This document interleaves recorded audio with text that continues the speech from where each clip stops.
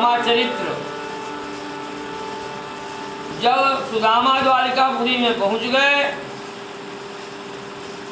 तो लोगों से पूछा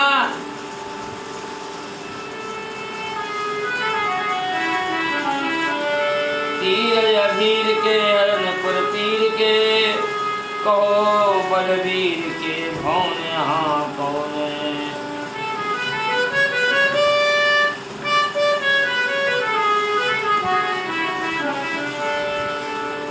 द्वारपाल तुझ जान के कीन्यो दंड प्रणाम।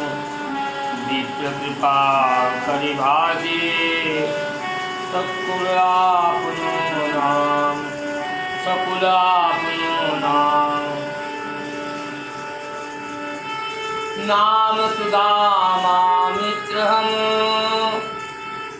पढ़े कई साथ। तुझ पांडे ब्रजराज सुने सकल जाने बात। द्वार पार कहाँ चली गयो जहाँ कृष्ण दुराय। हाथ जोड़ उठायो भयो बोलो शीश झुकाए। हे प्रभु शीश पगान जगा तन पे प्रभु जाने कुआई बसे ते रामा। धोती पटी सी गटी दूपटी रूपाय उपाना के नहीं सामा। द्वार खड़ो तुझ दुर्बल देखे गयो चकिसो वसुधाय विरामा।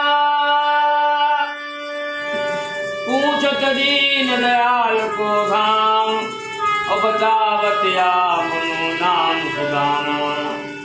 बतावत आपनो नाम सुदामा। भगवान ने जो ही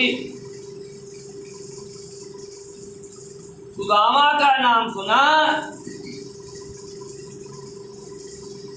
तो ऐसे दौड़ते हैं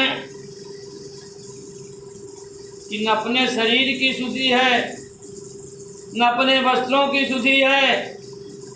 भागते चले जा रहे हैं सुदामा जी को पुकारते चले जा रहे हैं। और सुदामा जी निराश होकर भवन से वापस जा रहे थे तो जो लोग देखते हैं वो देखते ही रह जाते हैं। पीताम्बर कहीं है मुकुट कहीं है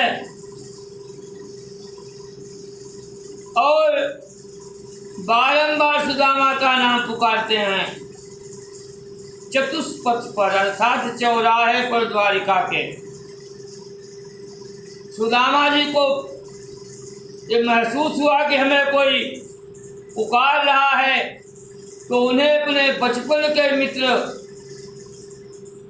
कन्हैया की आवाज़ मालूम पड़ी। वो घूम करके देखते हैं तो उन्हें अपना मित्र दौड़ता हुआ आता हुआ दिखाई दिया। सुदामा जी की ओर बाहें फैला हुए वो आ रहे हैं। सुदामा जी भी उनकी बाहों में समा जाना चाहते हैं और आगे बढ़कर के दोनों मित्र आपस में मिल जाते हैं। जिसको द्वारिका के नगर निवासी आश्चर्य भरी नजरों से देख रहे हैं। इस प्रकार से भगवान अपने रथ पर बैठा करके अपने राजभवन में ले जाते हैं जहाँ पर महाराज श्री कृष्ण की सभी स्त्रियाँ रुक्मिणी जामवंती सत्यभामा स्वागत के लिए खड़ी हुई हैं। भगवान श्री कृष्णचंद्र का मित्र के समेत में बहुत ही आदर से स्वागत सत्कार किया जाता है। और भगवान श्री कृष्ण ने अपने मित्र सुदामा को अपने ही सिंहासन पर ले जाकर के बिठा दिया और फिर सोने के पात्र में जलाता है। भगवान श्री कृष्ण अपने कर कमलों से सुदामा जी के चरणों का प्रक्षालन करते हैं। बहुत ही काल्पनिक दृश्य है। ऐसे विहाल विवाइन सो पंचक जाल लगे पुनि जोए, हाय महा दुख पाए सखा, तुम आए तैन कितय दिन कोए। देख सुदामा की दीन दशा, करुणा करके करुणा निधि रोए, पानी परात को हाथ छुयो नहीं, नैनन के जल सो पग धोए, नैनन के जल सो पग धोए। बड़े ही कोमल कर कमलों से भगवान सुदामा के पैरों में लगे हुए कंटकों को चुनते हैं। अपने नेत्रों के जल से भगवान सुदामा के चरणों का प्रक्षालन करते हैं। इसके पश्चात सुस्वादु भोजन करवाते हैं और सुदामा जी कई दिनों तक वहाँ पर रुकते हैं। इसी बीच में भगवान श्री कृष्णचंद्र उनसे अपने बचपन की बातें करते हैं, अपनी स्त्रियों से सुदामा के स्वभाव के बारे में बताते हैं। हास प्रयास में समय व्यतीत होता है।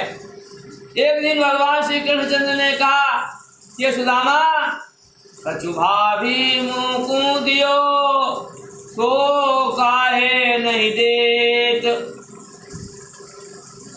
चापी कोटरी कांख में गए कहाऊ के हेतु।